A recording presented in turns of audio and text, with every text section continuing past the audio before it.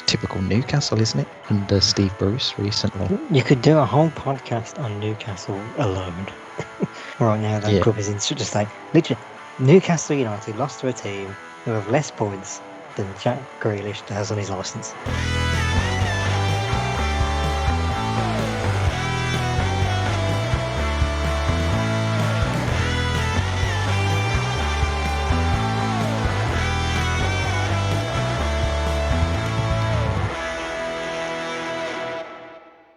It's Friday, we're back, and it's preview time. You're listening to the Off the Crossbar Podcast with myself, Regan Mush, and I'm my co-presenter, as always, Bradley Morris. How are you today, Brad? I'm doing pretty well. It's a happy Friday to you. Yes. I mean, it can't be any worse than what's going over in the States. I mean, the president being impeached twice. The only thing that's happened to us twice today is our two shows as ever. We'll have our transfer special out later on today as well, so make sure you stick over on our YouTube channel or wherever you listen to this for our transfer roundup. Might be the last transfer of power in the last week. Thank you. I knew you'd get a joke in there. I had to set you up as much as I could. Right, as ever, there's been a lot happening over the few days since we've gone. Obviously, later on in the show, we'll talk about these upcoming weekend fixtures, but on Tuesday and Wednesday of this week, there was some Premier League action for some games that were caught up on. So on Tuesday, Manchester United played Burnley at Turf Moor, and it was Ole Gunnar Solskjaer's side that won thanks to a Paul Pogba goal that has seen the Red Devils go top of the league. And elsewhere on Tuesday, was there another game? The end is nigh. Yeah. The end is nigh. The bad times are coming back. You mean the good times are? The childhood trauma is returning. The dreams are here, but I don't want to get too hopeful yet, as we haven't even played half a season yet. That's why I'm just staying as calm, as collected as possible. Whereas Villa haven't played a third of this. Yes. I mean, it's good to see United back at the top of the table. If we can keep up this form for the rest of the season, great. But it's just too early for me to get excited about United being top of the league and thinking about number 21 in my eyes. But looking back at the game, United looked quite comfortable, I would say. It's a record of VAR decisions.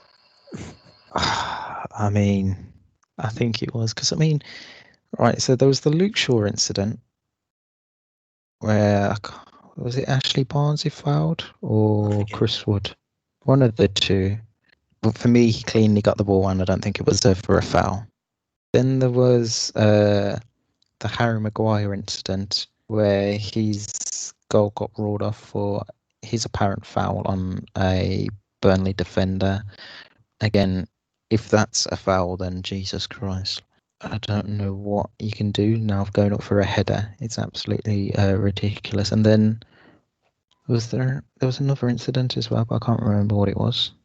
Wasn't there an offside? Yes, Rashford, I think it was, or someone had scored, but it was ruled off for offside.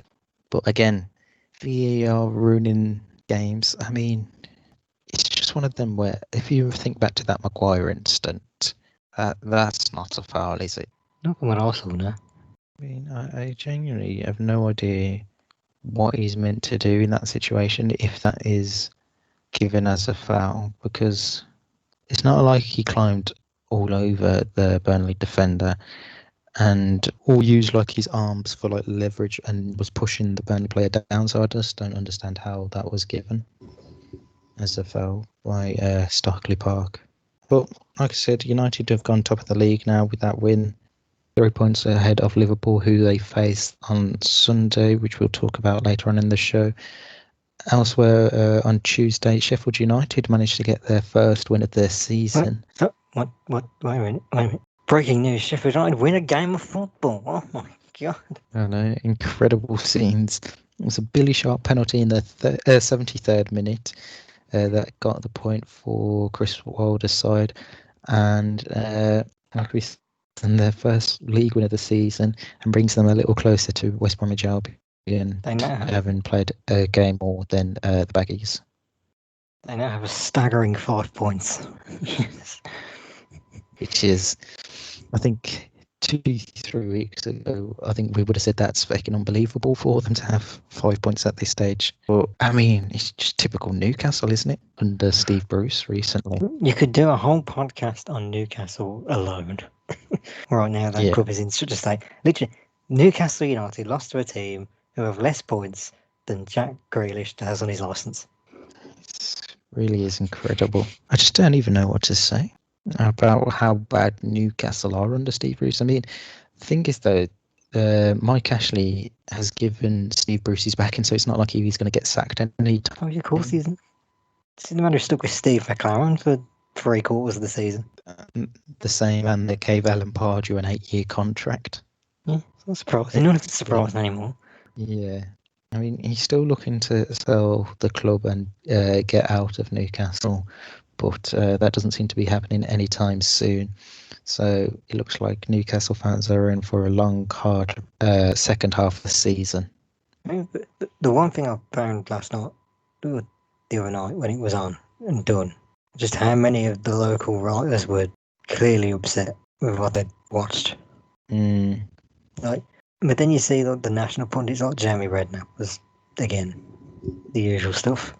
Yeah. At what point do they all turn? I don't know. I remember the days when papers would combine together and they would just front line, deadline. This man needs to be out. It seems like they're too scared of managers nowadays to write something which. In the case of the calling them for the Saints. In the case of the national pundits, it's all their best mates. Yeah. So they're too afraid to go. But here's a newsflash: you could be a lovely bloke and still be a bit clueless as a manager. Yeah. Well, Steve Bruce, he's probably the loveliest man in the world. But he's doing a terrible job at Newcastle this season. And any other manager's sacked by now. Exactly. I mean, prime example of what you were saying, like all goody two-shoes mates. The amount of times United have put in bad performances, and then you hear them say, "Oh, give him time. It's not this manager's team. It's not Ollie's team. Oh, I'm not going to say a bad word about him because I know how good of a person Ollie is." And that, and you're like, no, you've got to criticise them. If they were poor, they were poor. If it's the manager's selection choice, you call him out for that.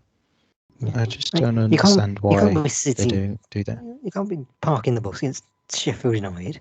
Oh, yeah. And won a game all season. It's ridiculous on Newcastle. And you can understand the fans' frustration in it. The other game that happened... Just one final point. It's getting that precarious when they are getting sucked into it. Oh, 100%. They are right. Burnley will get points. Fulham are getting points, for God's sake. Brighton will get points here and there. And, Albion will do their run. Exactly. Eventually. So, soon come. So it's not like they're 100% out of it. The other game that happened on Tuesday saw Wolverhampton Wanderers welcome Everton to Molineux, and it was Carlo Ancelotti's side that won 2-1 thanks to an early goal from Alex Iwobi and then a goal in the 77th minute thanks to Michael Keane. However, Ruben Neves did score a goal for Wolves. Everton's still firing. Yeah, they're just hanging on a bit, just to the top four. They're outside of it by goal difference. There is a slight worry from there, if you've seen their injury news. No, I haven't seen their injury news. Dominic Calvert-Lewin out for a bit of a while. I think with the hamstring injury, was it? I can't remember what it was, but I swear I did say that it was going to be a little while. Yeah, I did see it was he was announced the other day, because I remember looking at my fantasy team and he said, because I had Calvert-Lewin in and he had picked up an injury. Bad news for Everton. But speaking of Wolves, I wouldn't be stupid enough to replace Calvert-Lewin with Martial. Speaking on Wolves' inconsistencies, though, like we did with Newcastle, they really are struggling without Raul Jimenez in their squad. Yeah, I've just seen it. I didn't realise they were 14th. They've dropped massively. But then we could say that again, they'll be 6 by the end of the month. Oh, 100%, 100%. This season's too mental. But yeah, they're not. But they've actually lost more than they've won. Which is crazy to think. Like, I'm genuinely finding it hard to come up with the words with like why they're just so inconsistent this season. I feel like it's goals. Yeah, and that is where Raul Jimenez would have came in.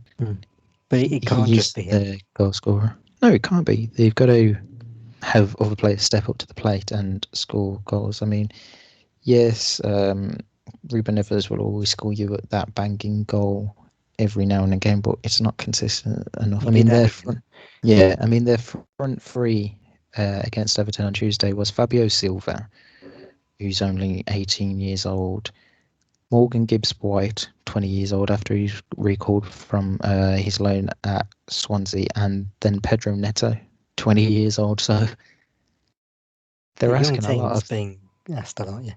Yeah, they're just asking too much of them free at such a young age. Like we said, though, Everton, they're just on the cusp of the top four, just missing out of it by goal difference at the minute. Literally 3 goals difference between them and Leicester. So it's just crazily tight at the top end of the Premier League. And then yesterday, Man City played Brighton in the only game of the day. Sorry, Wednesday. Yesterday for us as the time of recording. Phil Foden scored the only goal of the game as Man City went on to win 1-0. Credit to where it's due to Brighton. Yes, they lost the game, but they managed to hold their own against Man City. Yeah, they did too bad, but yeah, again, it's Phil Foden taking all the headlines. Yeah, and it's got to get you questioning, does he deserve to be in this lineup more often now, starting? And that's that. There may be COVID restrictions out there, but Stargaze has got a lovely sight in the sky. Oh, honestly to God, that was... But, yeah, City... I was sleeping last night. I got woke up last night. Something banged against my window. It was probably the ball just landing. Yes. Honest to God, it was a bad penalty. But City are starting to turn the form around. I mean, again, they're another team that have been quite inconsistent this season. Isn't it 7 in a row now? I think so, yeah. That's the Man City winner. But I mean, even still, they haven't absolutely thumped a team since, yes, they dominated against Chelsea, but they haven't scored more than the 3 goals since they beat Burnley back in November. It could come down to goal difference though this title season, though, couldn't it? So it's one of them where you never know. He could come back to haunt them.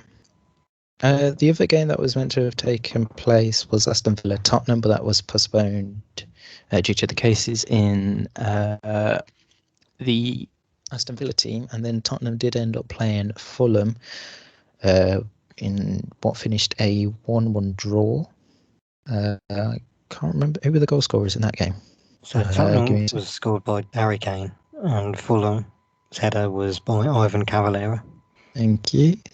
See, at least someone's on it today. Yes. I just couldn't remember. I had Cavaleiro scoring for Fulham, but I just couldn't remember who scored for Spurs. Spurs. Now, here's a team that are very inconsistent at the minute. I mean, they beat Leeds the other week 3-0, drawing with the likes of Fulham and Wolves, losing to Leicester and Liverpool. It wasn't 2 minutes ago that we were saying they were title contenders. Then it was they were top 4 contenders, and now they're not even in the top 4, sitting in 6th place. Let's go back to Sunday, the 4th of October, shall we? When they beat Man United 6-1. Yeah. So, travel back in time. You go and tell a Tottenham fan, are we going to win the league, lads? I wasn't so sure about that. Yeah, how about in 3 months' time, Manchester United will be top of the league and you will be 6th. They wouldn't believe it if you went back just even that short amount of time and said that after them that performance from both sides. I mean, I don't even know what to say about Tottenham. It's just inconsistency, but consistently Yeah, inconsistent. we talk about a lot about the vintage jersey, and it feels like it's starting to happen already. Yeah.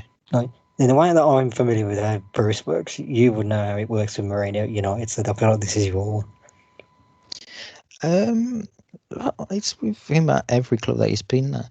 It's within his second season, he starts to somewhat fade away, and then the problems arise with one or two players. Obviously, it's predominantly Dele Alli this time round at Man United. He was falling out with Lukaku, and there was obviously this so-called spat that he had with Pogba. At Real Madrid, he had it with Iker Casillas. So everywhere he's gone, he never does 3 seasons. So it wouldn't surprise me if this is his last season at Tottenham and we're already starting to see the cogs fall off. Because it's You're telling me the jersey's not on the wheel? No, not for much longer. For me, if you take Son and Kane out of that side, they're just a mid-table Premier League side. Oh yeah, so it's such an average mid-table team.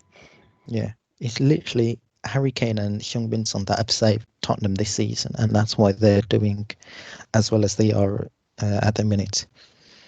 But yeah, I think for me, this is Mourinho's last season at the club. I think maybe they get, if they're lucky, that Europa League spot. But yeah, I think everything's already starting to fall apart. And it would be, if he does go, it would be interesting to see who Daniel Levy does look to buy or bring in as manager next season. There's not exactly a clamour of options out there, is there? No, but I mean, if you look at the list that's been linked with Chelsea, you could say they have the same list drawn up for Tottenham with like sort of Thomas Tuchel, who else is through? Max Allegri, Lucien Favre, Brendan Rodgers, maybe. So Dean Smith.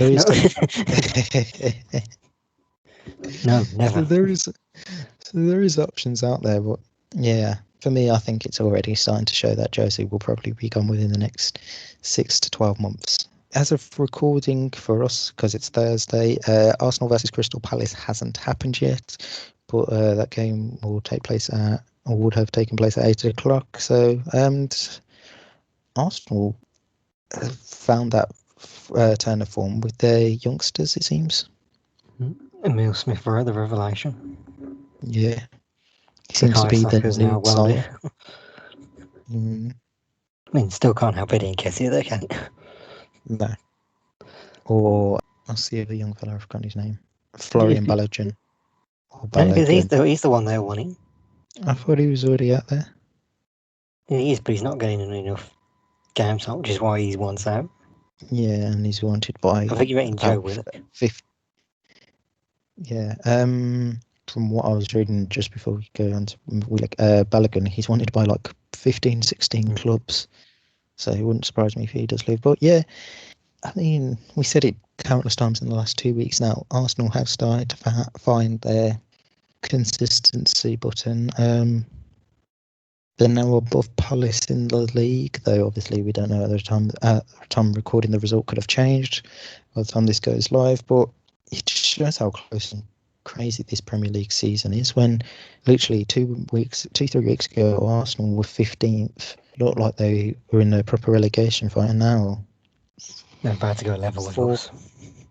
Yeah, I mean, admittedly, you have played 2 less games than them, or 3 by the time, if they win.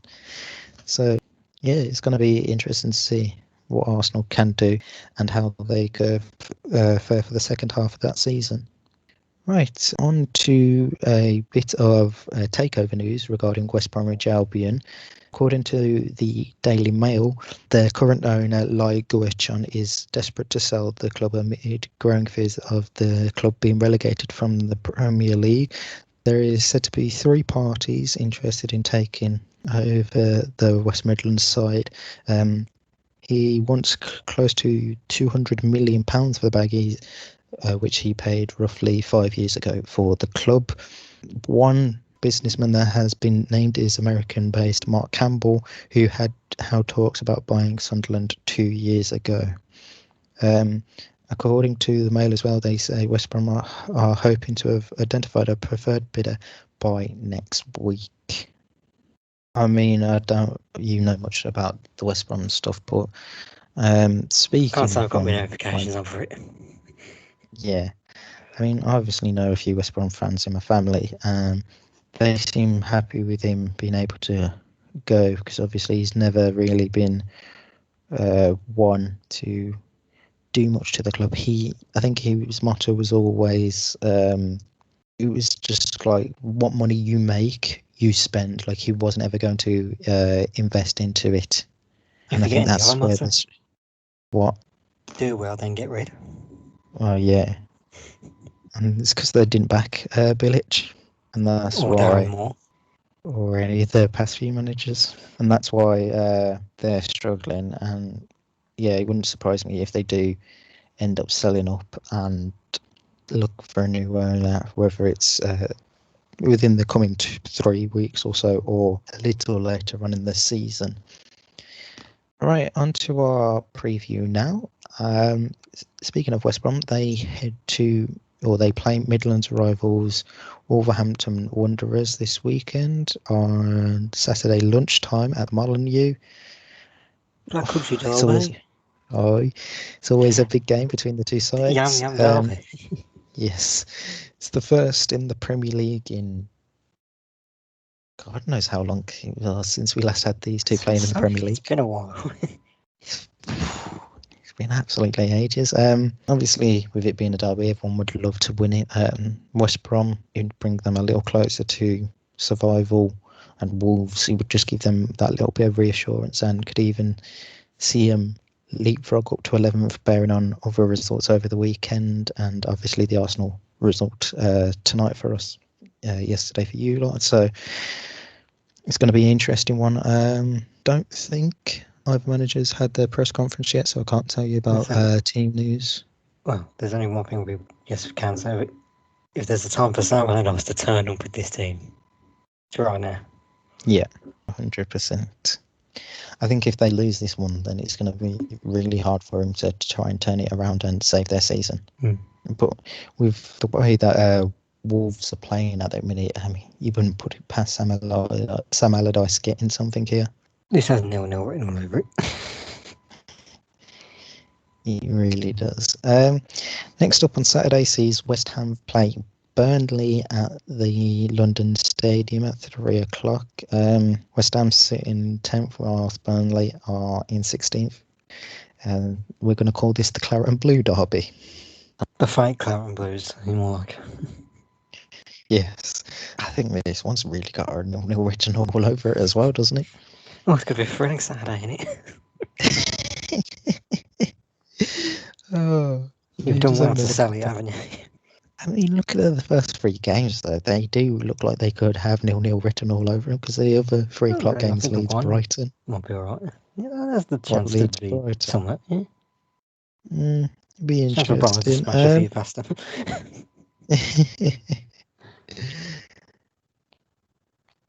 Yes, so West Ham, a win, they could go up to joint 7th with Southampton. Obviously, goal difference could be the separating factor there, and a win for Sean Dyche's Burnley could put them level on points with Newcastle, and they'd be then on the same amount of games for the short while. Next up, as we said, is Leeds United versus Brighton. Go on. I don't know if you'd seen it, but they've got a new teammate in the team now. Who? Burnley. Their new teammate, Artificial Intelligence. No, who's that? I would encourage you to read up on that stuff with Artificial Intelligence and Burnley. I mean, I'll have a look later, but yeah. Yes, so next up on Saturday sees Leeds United take on Brighton at Elland Road. Again, 3 o'clock kickoff. Leeds will be hoping to score as many goals as possible and actually win this game for once, and not come under the same, they look really good attacking, but end up conceding goals and losing the match. Brighton, on the mean hand, they'll be hoping to put in a similar performance like they did against Manchester City the other night. And you'd expect them to put up a good fight against Leeds. I think this could have a draw. A bit of news regarding Brighton, just contract news, and they are set to offer young defender Tariq Lamptey a new contract to fend off interest from some of the top clubs in the Premier League. So that would be good news if Graham Potter can get Lamptey to sign a new deal. After that, on Saturday at 5:30 is Fulham versus Chelsea in a West London derby, if I'm correct, West London. I guess it counts, but it's the Scott Parker derby. I'll have you know. Or the Steve Sidwell derby.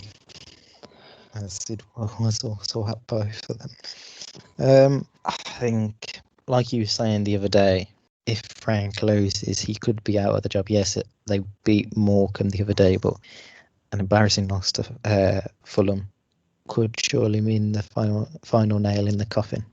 I feel like even a draw might be damning for him.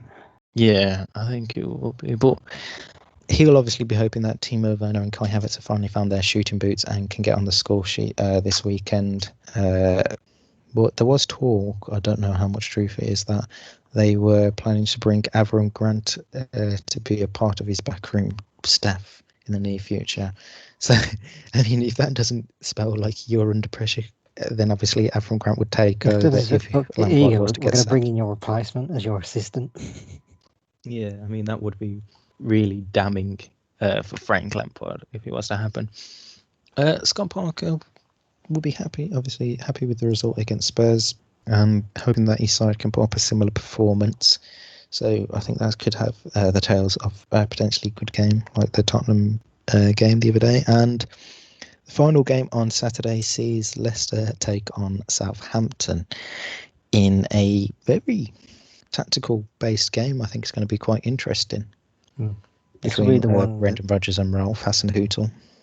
This will be the one that decides how far Southampton can go, but also if Leicester can seriously be in the top. I understand what you're saying, because it's a tough game for both. Yeah, I think, like you say, Southampton lose. I think there'll be that little bit of drop off, and I think then they'll finish somewhere between 7th to 12th. But a win will obviously keep them right in that mix, and then, like you say, a Leicester lose, and I think you could probably, I mean, we never know with this season, but you could probably write them out of the title challenge for now, at least. No, why not? Sunday's action was meant to get underway with Aston Villa versus Everton, but that game has been postponed. Again, still to the high cases in the Aston Villa squad and not being able to field 11 plus have any substitutes available. So that game has been postponed and rescheduled for a later date. So Sunday's action will get underway at 2:05 as Sheffield United welcome Tottenham Hotspur to Bramall Lane. If Spurs don't win this by 3-4-0, then there's serious question marks about Jose. Have to be. Get this wrong. Did they lose to Sheffield last season? I believe they lost 2-1. No, it was 3-1. You never know. Sheffield United now have the confidence boost, whereas Tottenham are in a bit of a lull. So yeah, you almost can't rule it out, even if it is just the slightest of possibilities. If Sheffield United win this, I mean, it would obviously give them that more confidence that win the other night against Newcastle. Obviously, if West Brom were to lose earlier on in the week and Sheffield United win this game, they'd be level on points, and then there'd be that more belief around them that they could potentially go on a run and stay up. Whereas Spurs, they lose, like I said, you're going to be like asking serious questions over Mourinho and what's going on with Spurs. But a win for them could see them jump level with points. Well, would see them level on points with Liverpool for the time being. Who then themselves play Manchester United afterwards in a top of the table clash at 4:30. A win would see Liverpool go level on points with Man United, whilst United could go 6 points clear of Jurgen Klopp's side with a victory. Is this the biggest game in Man United's history for a little while? Yeah, for the last 3-4 years minimum, I think this is our biggest game, because win this or even get a draw and they put up like a decent performance, you'll be like, okay, this Man United side is serious and they actually are title challengers. Where if they and you go 6 clear. Yeah. But if you go back a couple of weeks to how they played against Manchester City in the Carabao Cup, and if they played that performance, then you're like, okay, United are only top just because of whom they've played and managing to get like late goals in the games. And then the final game on Sunday at 7:15 sees Crystal Palace head to the Etihad Stadium to take on Pep Guardiola's Manchester City side. This game always seems to be quite entertaining between the two sides, if I'm not mistaken. Yeah, Andros Townsend's warming his boots up ready for another worldie, as he always seems to against Man City. And it always seems to happen at the Etihad as well. Write that bit down. Write that bit there. Yes. It's going to be very entertaining to watch. I mean, the last time these two faced off at the Etihad was nearly exactly a year ago. Come Sunday, it'll be just under a year by a day. It finished 2-2. Palace did have an early lead in that game thanks to a Tosin goal before Aguero scored a brace later on, but a Fernandinho own goal in the 90th minute gave Palace the point. So anything is possible in this game at the Etihad Stadium. And then we round off match day 19 with Arsenal playing Newcastle United on Monday Night Football at the Emirates Stadium. I think for me this is an easy Arsenal win, looking at how these two teams have been playing in recent weeks. I think it's me for sort of to seeing the FA Cup game the weekend. I'm avoiding this one at all costs. Yeah. Although if I want an early night, Yeah, it's definitely, if it is like the game last week in the FA Cup, like you said, then it is perfect time to have a nice long sleep if you want an early night and get up early for Tuesday. Right, that is all the games to look forward to. Now it's on to our predictions. As we said earlier in the week, I'm on 55 points while Brad is on 54. No, not 54, 34. The catch-up wasn't that good. Right. It's all baby steps. Yes. What games are you going to go for? I take you can do 3 and 3 as usual. Games and 3, 1, 3. Yeah, I was just going through it and you interrupted me. So, first off, the Scott Parker derby of Fulham Chelsea. I think for me, I'm going to go with 2-1 Chelsea. It's going to be a late Chelsea win. It's going to end 1-1. Okay, interesting. I had a feeling you was going to go with 1-1, because I obviously Fulham and 1-1s go together like Trump and impeachments. There we go. We managed to get a second political joke in. Took you long enough to get an impeachment joke in, but doesn't matter. We'll get it in either way. Game number 2. Supporters in red hats. Yeah, we'll break down your defence and we'll storm it in any way possible. Second prediction, or second game, sorry, not second prediction. Liverpool Man U.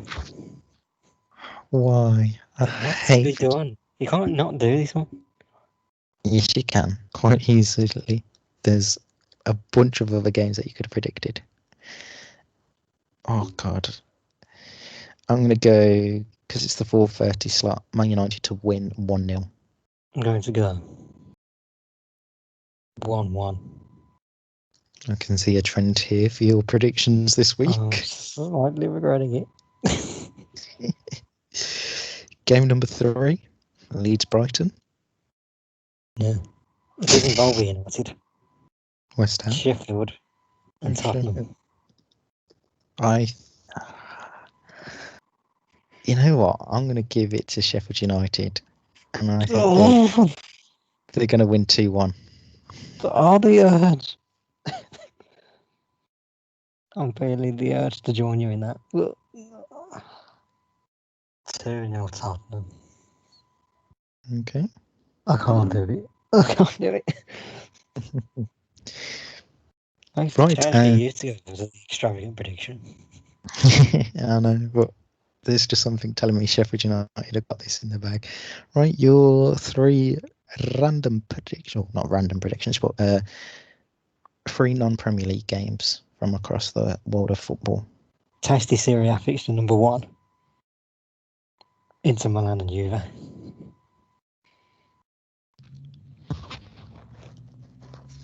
I mean, this has the potential to be an absolute thriller. 2nd versus 4th. Bearing in mind Juve have played a game less than all the sides above them. They would go a point behind into the victory. I'm going to go 3-2 to Juventus. 2-1 to Juventus. Okay. Game number 5. Staying in the Serie A. Mm-hmm. Napoli Fiorentina. Fiorentina, Napoli. I'm going to go 2-0 to the City of Naples. 3-1 to Napoli. Okay. And the final game. Did you say you was going to the Eredivisie? I'll raise you Ajax. I'll raise you Ajax versus Feyenoord. Ooh, is that this weekend? Obviously. It is. Otherwise, I wouldn't have said it. Is it this weekend? If we that's a bit silly of me. Ajax Feyenoord, top of the table clash, both level on points. Goal difference separating the two sides. Ajax with them more a 22 goal superior. Researching the table. No, I just flicked over. Yeah. I mean, that might not mean anything. Jesus. I'm going to go with 2-1 to Ajax, and Sebastian Haller will score. Going to end 2-0 to Ajax. Okay, so that is all our predictions in for this week. We'll review them on our review show, obviously, at the start of next week. Right. Bit of WSL talk now. As far as I'm aware, you start with the pre-game warning. Yes, so all games could still be cancelled due to COVID. However, as of time of recording, every game Asterisk almost certainly will be. At the minute, time of recording, every game is on. There is no reason for any of them to be suspended. We have Aston Villa versus Manchester City to kick us off on Sunday. I think it's going to be Man City win there, though we might be able to see Aston Villa's new signing, Mana Iwabuchi, make her league debut. Next up is Everton versus Bristol City. This game could potentially be in doubt after Bristol City announced yesterday that before their game with Aston Villa, 2 of their players had tested positive for coronavirus. That's goalkeeper Sophie Begley and Carla Humphrey as well. However, as the game did go ahead, I imagine that this one as well in the future could also go ahead. Next up, it is Birmingham City versus Brighton and Hove Albion at 2:00.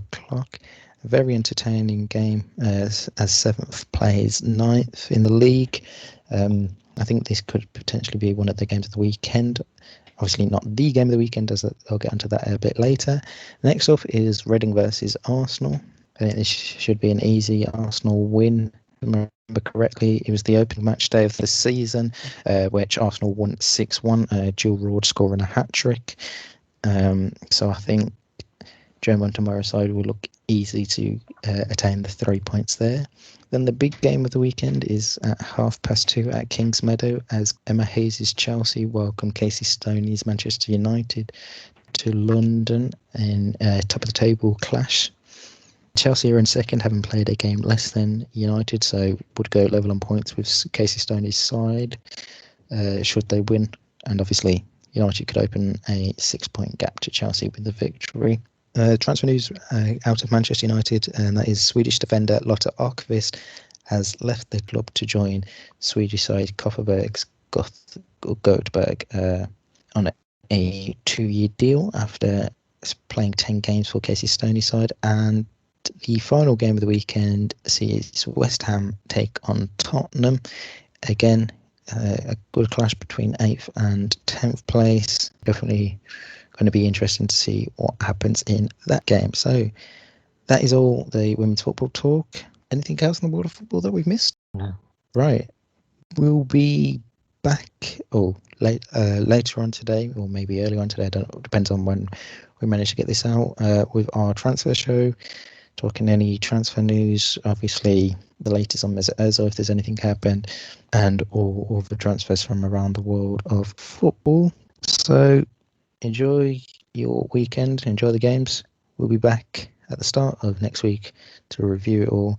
Have a look at if there's anything in Did You See That? And if not, we'll obviously bring back our show of Guess the Players, or whatever we ended up calling it. Until then, it's goodbye from... Yes, we definitely must. Before I finish, I've just seen a brilliant tweet from Spartak Moscow, and they literally just tweeted, "We're in Dubai. Any tips, Celtic?" Obviously, because Celtic went to Dubai the other week and they had returned 13 positive tests. That has become my new favourite Twitter account of the past few months. They have came with some absolute brilliant tweets. A shout out from them would make my day. Yes. Right. Like I said, that's all we've got time for this week. We'll be back. Are you going to add them or am I? Right, we'll see you at the start of next week. Enjoy your weekend. Make sure you like, comment, and subscribe wherever you're listening to. And it's goodbye from me, and goodbye from Brad. See ya. And we'll see you soon.